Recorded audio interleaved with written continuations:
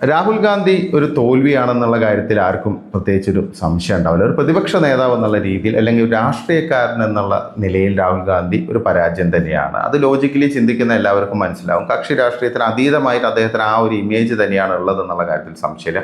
ഒന്നാമത് വ്യാജ നെറേറ്റീവുകൾ കൊണ്ടുവരുന്നു, അത് പെട്ടെന്ന് തന്നെ പൊളിയുന്ന ഒരു സാഹചര്യം പലപ്പോഴും ഉണ്ടാകാറുണ്ട്. അത് മാത്രമല്ല, ഏത് വിധേനയും അധികാരത്തിലെത്തുക, പ്രധാനമന്ത്രി പദത്തിലെത്തുക എന്നുള്ളതാണ് അദ്ദേഹത്തിൻ്റെ ലക്ഷ്യം. അതിനുവേണ്ടി എന്ത് നീചമായ കളിയും കളിക്കാൻ രാഹുൽ ഗാന്ധിയും കോൺഗ്രസും ഇപ്പോൾ തയ്യാറാകുന്നു എന്നുള്ളതാണ്. പലപ്പോഴും രാജ്യവിരുദ്ധമായിട്ടുള്ള നിലപാടുകൾ സ്വീകരിക്കുന്നു, രാജ്യത്തിൻ്റെ പുറത്തു പോയിട്ട് രാജ്യത്തെ ഇകഴ്ത്തിക്കാട്ടുന്ന രീതിയിലുള്ള പ്രസ്താവനകൾ നടത്തുന്നു, ശുദ്ധ നുണകൾ പടച്ചുവിടുന്നു. പിന്നെ ഈ രാഹുൽ ഗാന്ധി ഉന്നയിക്കുന്ന ഓരോ ഫേക്ക് നെറേറ്റീവ്സും പെട്ടെന്ന് തന്നെ പൊളിഞ്ഞ് വീഴാറുണ്ട്. അതായത് രാജ്യം തകർന്നാലും പ്രശ്നമില്ല, തനിക്ക് എങ്ങനെയെങ്കിലും അധികാരത്തിലെത്തണം, നരേന്ദ്രമോദിയുടെ പ്രതിച്ഛായ ഇല്ലാതാക്കണം. അതാണ് കോൺഗ്രസ്സുകാരുടെയും രാഹുൽ ഗാന്ധിയുടെയും എല്ലാം ഏറ്റവും വലിയ ലക്ഷ്യം. അപ്പോൾ അതുമായി ബന്ധപ്പെട്ടുള്ള കാര്യങ്ങളാണ് അവർ കുറേ കാലമായിട്ട് ഉന്നയിച്ചുകൊണ്ടിരിക്കുന്നത്. അപ്പോൾ കഴിഞ്ഞ ഫെബ്രുവരി മാസത്തിലൊക്കെ പാർലമെൻറ്റിൽ വലിയ തോതിൽ പ്രതിഷേധം പോലെ തീക്കാറ്റ് എന്നുള്ള രീതിയിലൊക്കെ ഉന്നയിച്ച ഒരു വിഷയമായിരുന്നു MM നരവനെയുടെ പുസ്തകത്തിലെ വെളിപ്പെടുത്തൽ. MM നരവനെയുടെ ആത്മകഥയായ 4 സ്റ്റാർസ് ഓഫ് ഡെസ്റ്റിനിയിൽ ചില പരാമർശങ്ങളുണ്ട്. ആ പരാമർശങ്ങളെ വക്രീകരിച്ച് വളച്ചൊടിച്ച് രാജ്യവിരുദ്ധത പ്രചരിപ്പിച്ച് സ്വന്തം രാഷ്ട്രീയ നേട്ടത്തിന് ഉപയോഗിച്ചു എന്നുള്ള ആരോപണം അന്ന് തന്നെ BJP വളരെ ശക്തമായിട്ട് ഉയർത്തിയിരുന്നു. ഇപ്പോൾ MM നരവനെ തന്നെ, മുൻ കരസേനാ മേധാവിയായ ആ പുസ്തകത്തിൻ്റെ രചയിതാവായ MM നരവനെ തന്നെ രാഹുൽ ഗാന്ധിയെ തള്ളി പറഞ്ഞിരിക്കുകയാണ്. രാഹുൽ ഗാന്ധിയുടെ വാദം തെറ്റാണ്, ദുർവ്യാഖ്യാനം ചെയ്തിരിക്കുന്നത്, തൻ്റെ വാക്കുകൾ ദുർവ്യാഖ്യാനം ചെയ്തിരിക്കുന്നു എന്നാണ് MM നരവനെ പറഞ്ഞിരിക്കുന്നത്. ഗാൽവൻ സംഘർഷവുമായി ബന്ധപ്പെട്ട് ഒരു സന്ദിഗ്ധ ഘട്ടത്തിൽ ചൈനീസ് അതിർത്തിയിൽ എന്ത് ചെയ്യണമെന്ന് പ്രതിരോധ മന്ത്രി രാജ്നാഥ് സിംഗിനോട് അന്നത്തെ സൈനിക മേധാവിയെ MM നരവനെ ചോദിച്ചപ്പോൾ ജോ ഉചിത് സംജോ വോ കറോ എന്നാണ് അദ്ദേഹം നൽകിയ നിർദ്ദേശം.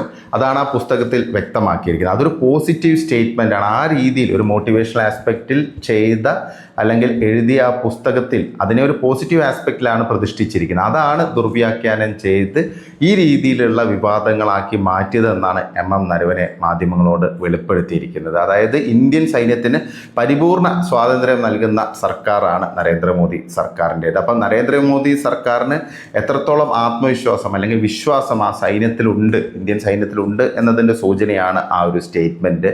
അതിന് ആ രീതിയിലാണ് കാണേണ്ടത്. ഇന്ത്യയുടെ സൈനിക കാര്യങ്ങളെയും പ്രതിരോധ മേഖലയിലെ കാര്യങ്ങളെയൊക്കെ ഈ രീതിയിൽ രാഷ്ട്രീയ ലാഭത്തിന് വേണ്ടി അല്ലെങ്കിൽ രാഷ്ട്രീയവൽക്കരിക്കുന്ന പ്രവണതയിലുള്ള ആ ഒരു അമർഷവും MM നരവനെ രേഖപ്പെടുത്തിയിട്ടുണ്ട്. അതുമാത്രമല്ല, MM നരവനെ ഒരു കാര്യം കൂടെ വ്യക്തമായിട്ട് പറഞ്ഞു. അതായത് ചൈനയുമായുള്ള സ്റ്റാൻഡ് ഓഫിൽ നരേന്ദ്രമോദി സർക്കാർ വന്നതിന് ശേഷമുള്ള ദോക്ലാം ആണെങ്കിലും ഗാൽവൻ ആണെങ്കിലും ഈ സ്റ്റാൻഡ് ഓഫുകളിലൊന്നും 1 ഇഞ്ച് ഭൂമി ഇന്ത്യക്ക് നഷ്ടപ്പെട്ടിട്ടില്ല. ഓപ്പറേഷൻ സ്നോ ലെപ്പേർഡ് എന്ന് പറയുന്ന ആ സൈനിക നടപടിയിൽ അപ്പർ ഹാൻഡ് ഇന്ത്യക്കായിരുന്നു എന്നും MM നരവനെ വ്യക്തമാക്കിയിട്ടുണ്ട്. ശരിക്കും കോൺഗ്രസിനെയും രാഹുൽ ഗാന്ധിയൊക്കെ അക്ഷരാർത്ഥത്തിൽ പൊളിച്ചെടുക്കുന്ന രീതിയിലുള്ള ഒരു പ്രസ്താവനയാണ് ഇപ്പോൾ ജനറൽ MM നരവനെയുടെ ഭാഗത്ത് നിന്ന് ഉണ്ടായിരിക്കുന്നത്. അല്പം വൈകിപ്പോയെങ്കിലും വളരെ കറക്റ്റായിട്ട് തന്നെ രാഹുൽ ഗാന്ധിയുടെ വ്യാജ പ്രചരണങ്ങൾ, നെറേറ്റീവുകളെല്ലാം പൊളിച്ചടുക്കിയിരിക്കുകയാണ് അദ്ദേഹം. രാഹുൽ ഗാന്ധിയെ സംബന്ധിച്ച് അദ്ദേഹം ഒരു ഫ്രസ്ട്രേഷനുള്ള ഒരു പൊളിറ്റീഷ്യനാണ്. അദ്ദേഹത്തിന് പ്രധാനമന്ത്രിയാകാൻ പറ്റാത്തതിൻ്റെ ആ ഒരു നീരസം അദ്ദേഹം ഇങ്ങനെ പ്രകടമാക്കിക്കൊണ്ടിരിക്കുകയാണ്. വിദേശ രാജ്യങ്ങളിൽ പോയിട്ട് ഇന്ത്യക്കെതിരെ സംസാരിക്കുന്നു, ഇന്ത്യയിലെ അടിസ്ഥാന തത്വങ്ങളെയൊക്കെ വിമർശിക്കുന്നു, ഇവിടെ ഒന്നും ശരിയല്ല എന്ന് പറയുന്നു. അതുകൂടാതെ സൈന്യത്തെ പോലും, അതായത് ഇന്ത്യൻ സൈന്യത്തിൻ്റെ ആത്മവീര്യം ഇല്ലാതാക്കുക എന്നതാണ് രാഹുൽ ഗാന്ധിയുടെ ഏറ്റവും വലിയ ലക്ഷ്യം. അതായത് ജൻസി തെരുവിലിറങ്ങി കലാപം അഴിച്ചുവിടണമെന്ന് പരോക്ഷമായി ആഹ്വാനം ചെയ്തൊരു പ്രതിപക്ഷ നേതാവാണ് രാഹുൽ ഗാന്ധി. എന്തായാലും രാഹുൽ ഗാന്ധിയുടെ മുഖത്തേറ്റ അടിയാണ് MM നരവനെയുടെ ഈ ഒരു പ്രസ്താവന.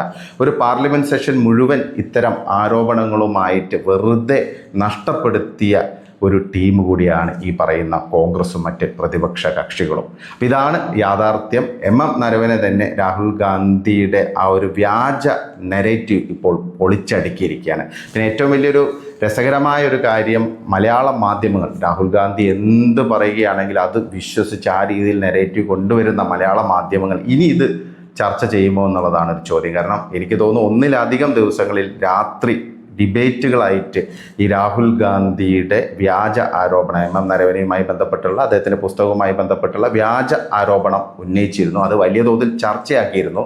അത് ഇനിയിപ്പം ഒരു പുതിയ ചർച്ചയ്ക്ക് അവർ തയ്യാറാകും. അതായത് ഈ ഒരു സിറ്റുവേഷൻ അല്ലെങ്കിൽ ഈ ഒരു സംഭവം മൊത്തം പൊളിഞ്ഞിരിക്കുകയാണ്. അപ്പം അതിൻ്റെ ആ ഒരു വേർഷൻ കൂടി ജനങ്ങൾ അറിയേണ്ടതില്ലേ എന്നതാണ് ഒരു ചോദ്യം. പക്ഷേ മലയാള മാധ്യമങ്ങൾ അങ്ങനെ ഒരു നിലപാട് സ്വീകരിക്കില്ല. അത് നമുക്കറിയാം. ഏത് വിഷയമാണെങ്കിലും ഇപ്പോൾ ധർമ്മസ്ഥലയിലെ വിഷയവുമായി ബന്ധപ്പെട്ട് എത്ര ദിവസം ചർച്ചകൾ നടത്തി. പക്ഷേ പിന്നീട് അതിൻ്റെ യഥാർത്ഥ വസ്തുത പുറത്തു വന്നപ്പോൾ ഒരൊറ്റ ചർച്ച പോലും നടത്താൻ ഒരു മാധ്യമവും തയ്യാറായിട്ടില്ല. അതൊക്കെ തന്നെയാണ് കേരളത്തിലെ സോക്കോൾഡ് മുഖ്യധാര മാധ്യമങ്ങളുടെ ഒരു നേർചിത്രം.